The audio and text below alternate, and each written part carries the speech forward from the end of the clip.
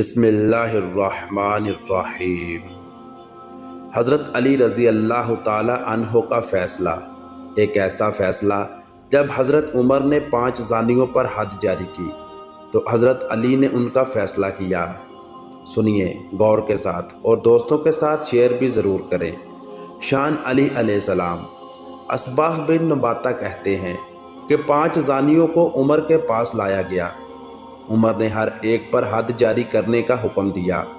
حضرت علی علیہ السلام وہاں پر موجود تھے۔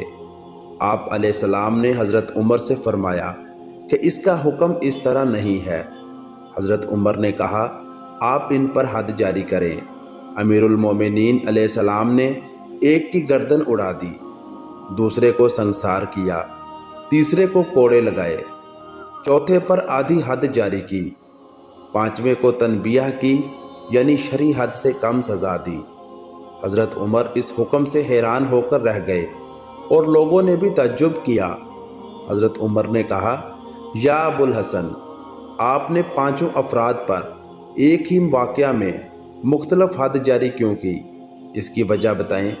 امیر المومنین علیہ السلام نے فرمایا پہلا فرد اہل ذمہ تھا، وہ اپنے ذمہ سے خارج ہو چکا تھا، اس پر تلوار کے علاوہ کوئی اور حد نہیں تھی۔ دوسرا فرد شادی شدہ تھا، اس کو سنسار ہی ہونا تھا، اور تیسرا شخص کیونکہ شادی شدہ تھا اس نے کوڑے کھائے، اور چوتھا فرد کیونکہ غلام تھا اس پر آدھی حد جاری کی گئی، اور جو 5واں شخص تھا وہ پاگل تھا اس لیے اس پر حد جاری نہیں کی گئی۔ دوستو میرے چینل ورلڈ آف اسلام کو سبسکرائب کر لیں اور بیل نوٹیفیکیشن دبا لیں۔